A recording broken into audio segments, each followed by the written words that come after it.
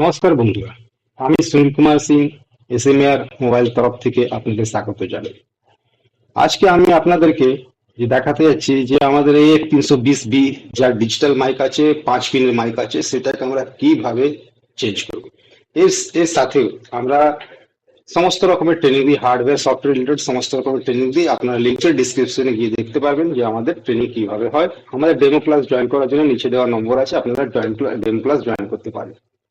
তো চলুন আমরা দেখি যে আমরা কিভাবে একটা জিও ডিজিটাল মাইকটাকে চেঞ্জ করি, যেটা চেঞ্জ করার জন্য আপনাদের অনেক হেফাজত হয়, পারেন না, বারবার মাইক খারাপ হয়ে যায়, চার্জিং জ্যাক সারাতে গেলে আপনাদের মাইক খারাপ হয়ে যায়, তখন কিভাবে চেঞ্জ করবেন।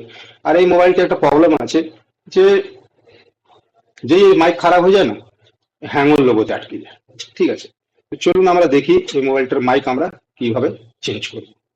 বন্ধুরা, আমরা মাইকটাকে তোলার জন্য এখানে টেম্পারেচার 350 রাখবো, এয়ার প্রেসার 1 থেকে 2 এর মধ্যে, আর মাইকটাকে আমরা বার করবো।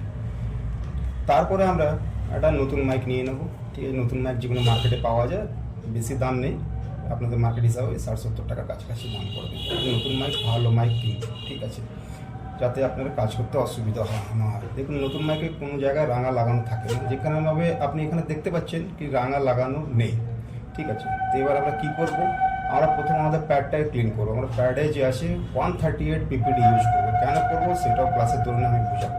এখানে আমরা 138 পিপিডি সোল্ডিং আয়রনের সাহায্যে ইউজ করব। ঠিক আছে, 138 পিপিডি ইউজ করার পর আমরা ওটাকে ভালোভাবে লাগিয়ে দেবো, যাতে মাইকটা কম টেম্পারেচারে বসে যাক। টেম্পারেচার এখানে বেশি থাকলে মাইকে দেখবেন ডিজিটাল মাইক আছে, হোল আছে, হোলের মধ্যে যদি কোনো রকমভাবেই হিট কিংবা পেস্ট চলে যায়, তাহলে আপনার মাইক আর কাজ করবে না, মাইকটি নষ্ট হয়ে যাবে। সেই জন্য আমি বলছি এই টেম্পারেচারটাকে আমরা ডাউন করবো। আগে ভালো করে হোলগুলো পরিষ্কার করে নেব। আমরা 138 পিপিডি লাগিয়ে দেবো এখানে। তারপর মাইকটাকে নেব, মাইকটাতেও আমরা সেম ব্যবহারে সেমভাবেই আমরা পিপিডি লাগাবো। এখানে আমরা পিপিডি লাগিয়ে ফেলেছি, এটাকে একটু ক্লিন করে নিলাম, কেন এখানে ফ্লাক্স পেস্ট একদম নামমাত্র থাকা চাই। ফ্লাক্স পেস্ট কিন্তু বেশি থাকলে আপনার মাইকে যদি ফ্লাক্স পেস্ট একটুখানিও গেছে, একটা ফোটাও গেছে, তাহলেও ও খারাপ হয়ে যাবে, আর কাজ করবে না।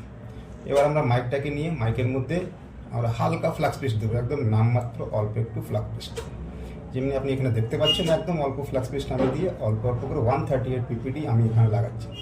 ঠিক আছে, 138 পিপিডি পুরোভাবে ভালোভাবে আমরা লাগিয়ে নেব। ভালোভাবে লাগানোর পর 138 পিপিটাকে ভালোভাবে লাগানোর পর এবার আমরা কি করব, মাইকটাকে ইনস্টল করব। টেম্পারেচার এবার কিন্তু কমে যাবে, কেননা আমরা টেম্পারেচার কমিয়ে দিয়েছি পিপিডির দ্বারা।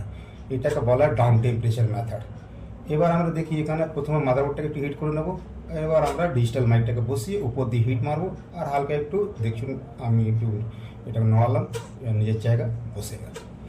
মাইকটা যে আছে এবার নিজের জায়গায় যেহেতু বসে গেছে, এবার বসে যাওয়ার পর আপনি মোবাইলটাকে অন করতে পারেন। মোবাইলটা অন করতে একটু সময় লাগবে, ঠিক আছে। আপনি যেটা এখানে দেখতে পাচ্ছেন কি মোবাইলটা এবার অন হয়ে যাচ্ছে, একটু সময় লাগে মোবাইলটাকে অন হতে।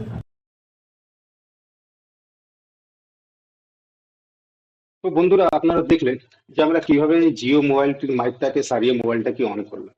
এই মোবাইলের যে মাইক আছে সে কেন হ্যাং অন লোগোতে করে দেয় মোবাইলটাকে, মাইক খারাপ হয়ে গেলে মোবাইল হ্যাং অন লোগো কেন চলে যায়, আর কি কারণ আছে, সমস্ত কিছু আপনাদের বোঝানো হবে। আমরা ডেড মোবাইল, এমনি নর্মাল মোবাইল, সমস্ত রকম মোবাইলের ট্রেনিং দেওয়া হয়। মোবাইলের সফটওয়্যার রিলেটেড যেমনি ইউএনটি, আনলক টুল, ইও5, ইজিটেক বক্স, হার্ডওয়্যারে যেমনি আপনি প্রত্যেকটা কম্পোনেন্ট কিভাবে চিনবেন, কম্পোনেন্টটা কিভাবে কাজ করবেন, কম্পোনেন্টটাকে কোথা থেকে ড্যামেজ হয়েছে কিভাবে ট্র্যাক করবেন, কোন আইসি থেকে প্রবলেম আছে, কেন প্রবলেম, আইসি চেঞ্জ করার পরও আপনাদের কাজ হচ্ছে না, কেন কাজ হচ্ছে না, সেগুলো আমরা সমস্ত ফল্ট ফাইন্ডিং আমরা আপনাদের শেখাবো। আমি স্মার্ট মোবাইল তরফ থেকে সুনীল কুমার সিং। আশা করি আপনারা আমরা নিশ্চয়ই আমাদের ডেমো ক্লাসটা জয়েন